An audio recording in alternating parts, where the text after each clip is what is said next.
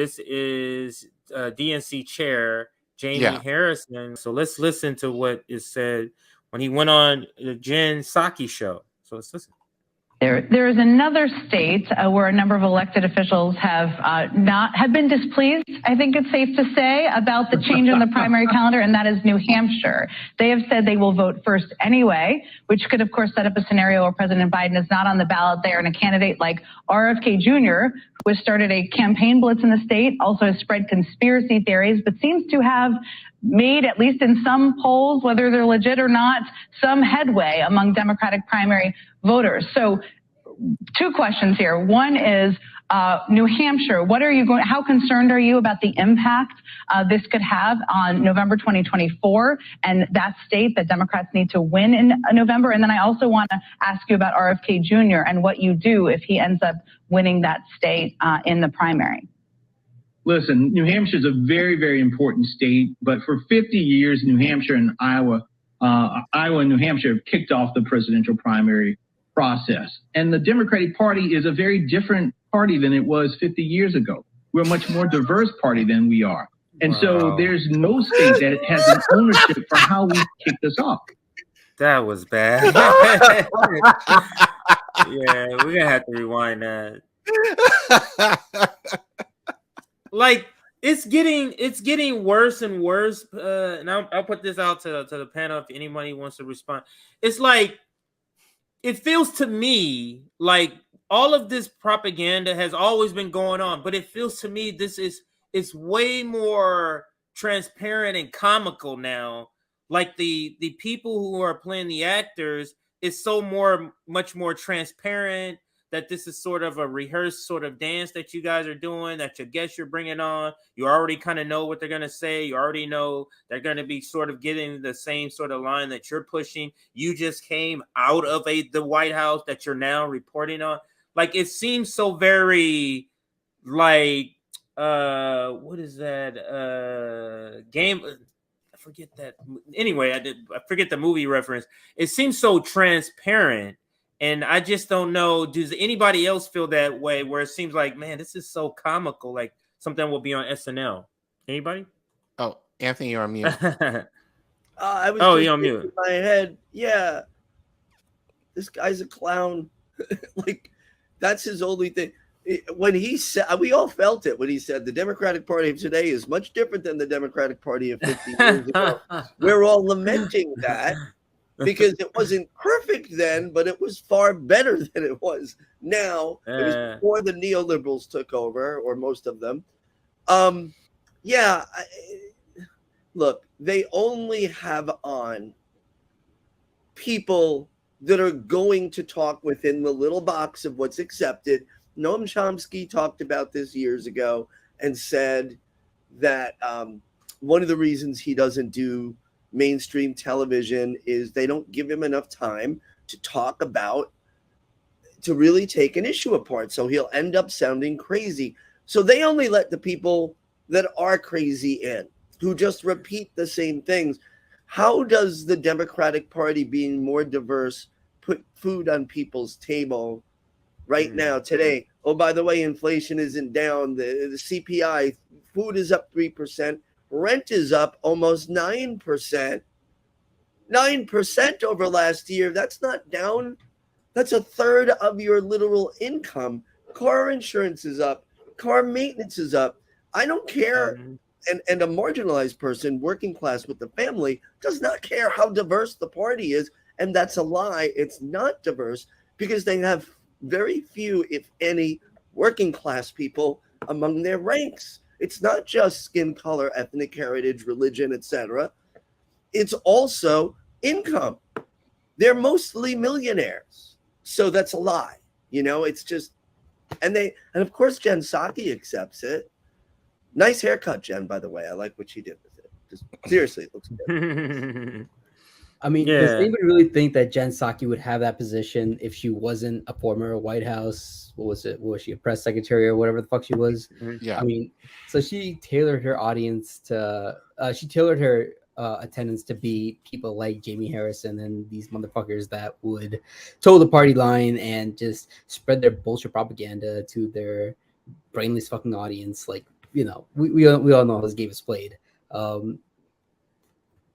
Yeah, I mean, we're just seeing a skit played out like that's pre-written by whoever's in charge, and they're regurgitating it on camera for the audience to see. Like it's like we're seeing a little TV show that's pre-scripted, pre-run. Like nothing they say is genuine. Nothing they say is like in any way going to help like the Truman Show. Yeah, exactly. It's not going to help the American electorate make any sound decision in whatever they want to make. Because notice how Jamie Harrison didn't even address the question that Jen Psaki posed to him. It was something about RFK. I forgot the question now at this point, but it was something about RFK, and he never even addressed it. So like, we're just seeing like an act playing out. That's all it is.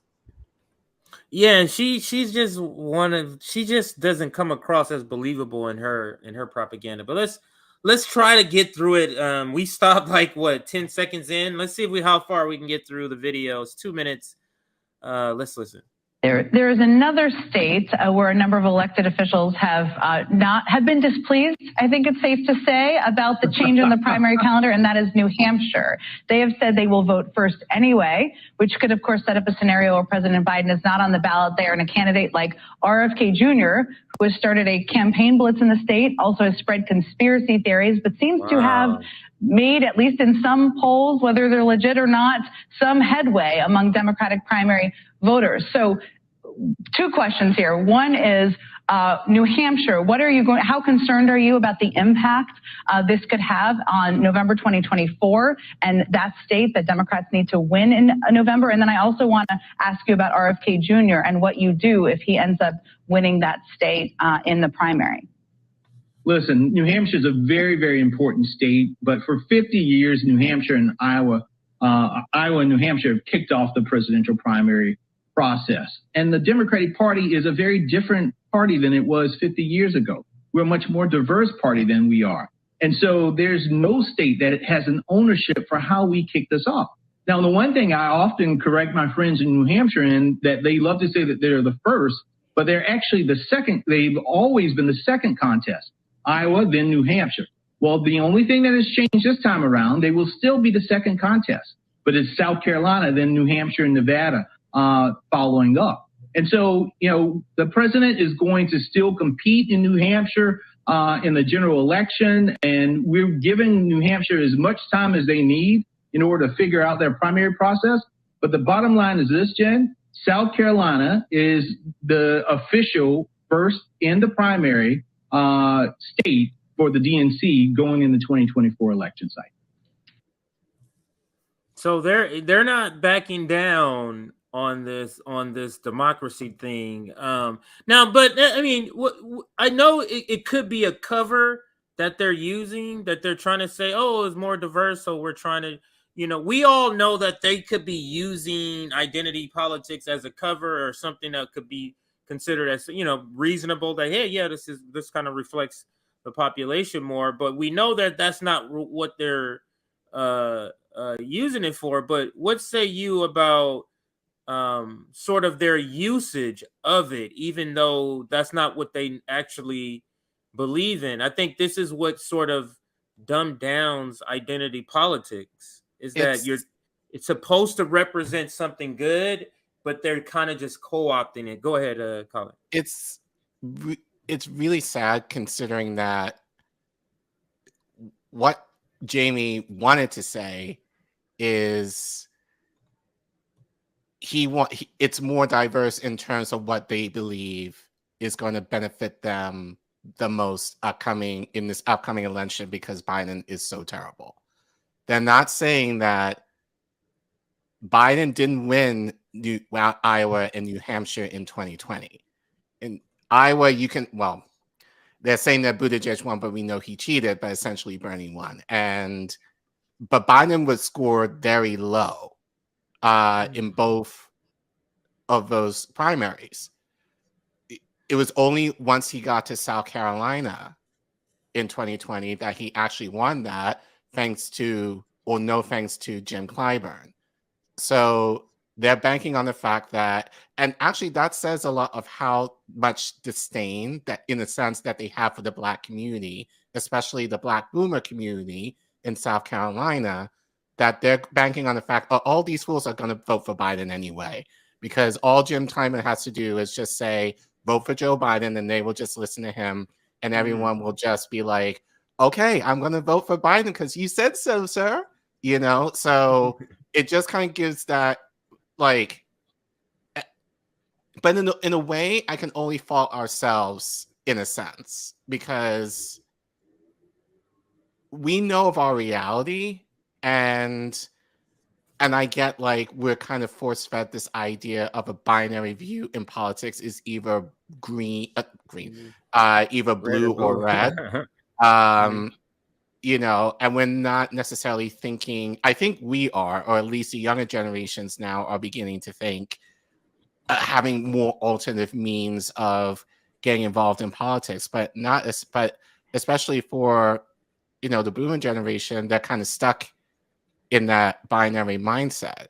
So the idea that since they've kind of grown up with the Democratic Party essentially all their lives, and it's kind of more traditional within the Black community to vote Democrat, to go against that is almost kind of like a slap in the face in terms of the culture, so to speak. So I feel Jaime is trying to use that to his advantage, but in the guise of saying, oh, we want it to be more diverse.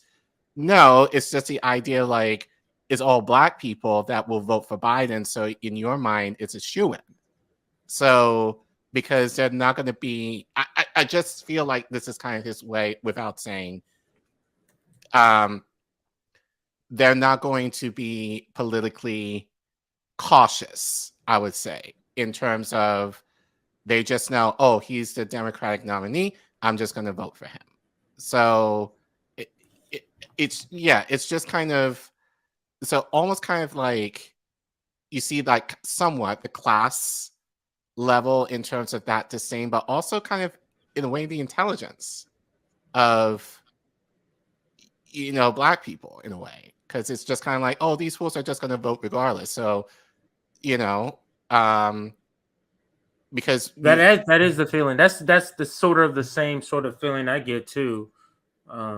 It's just it's expectation, and it kind of connects to what the professor was saying about the abusive relationship seems to be sort of long-standing with the Black community. This abusive relationship with the Democratic Party, we the ones that keep coming back, and that is most depended upon, at least in the latest election. So, to the point that you're making, let's finish this video so we can get Jay's gonna be leaving in a few minutes here. I want to get his final opinions on this, so I'm gonna play it all the way through. This is only a minute and a half, 90 seconds here. Let's watch it. And what about RFK Jr.? I mean, it's New Hampshire where he's making a play. He's out there appearing on a range of right-wing outlets. He's spreading conspiracy theories. The DNC has endorsed Joe Biden, but he has made some headway, at least in some polls. So what are you going to do about RFK Jr.?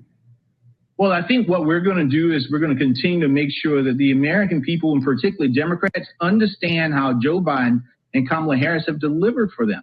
When I think back on this presidency, and I think back to what President Biden has done in the first 2 years, with a 50-50 Senate on a good day and less than a 5-seat majority in the House, the next presidential term that I think about LBJ. I mean, this has been one of the most successful presidencies in my lifetime, starting with the American Rescue Plan, to the Inflation Reduction Act, to the Infrastructure Bill, to the CHIPS Act, to all of these things that we have done, transforming the judiciary. I mean, putting almost 50 of the 100 judges, African-American and African-American women, more African-American women on the appellate court than any presidency, all presidencies combined. And I can go on and on how beneficial this presidency has been to the American people. The reason why we go to the polls to vote for president is to get stuff done.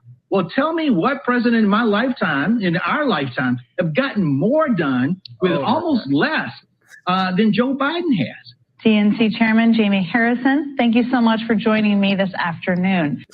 That was just ominous. That was terrible. Man, but Jay, let's get Jay in here.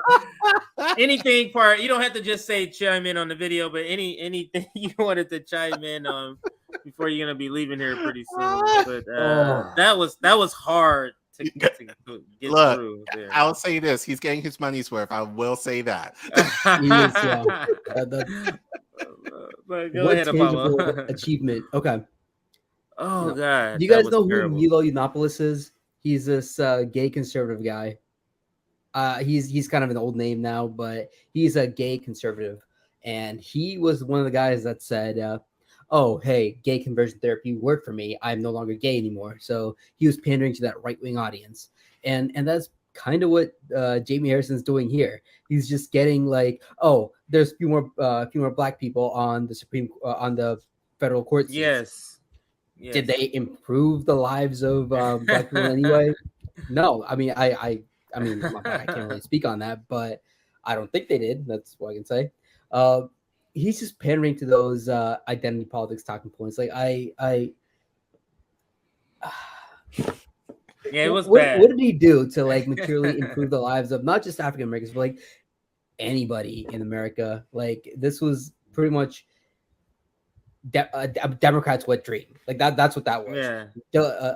Identity politics without any substance. That's all that was. Like he was a perfect audience for the perfect guest for a Jen Psaki show. You know, like that's the kind of shit that her audience would eat up very easily.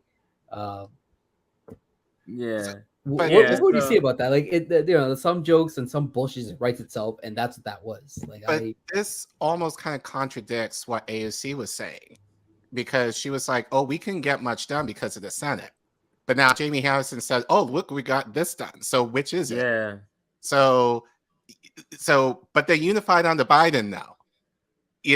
So it just shows the bullshit right here. But I mean, but we expect this from he's the NDC chair, so he's going to say whatever he needs to say to get his point. He's going to say whatever he needs to say to ensure that Biden doesn't look bad. So this is kind of, on par of what we expect. So this is no surprise from me. And he's behind the decision to not hold any primary debates. Like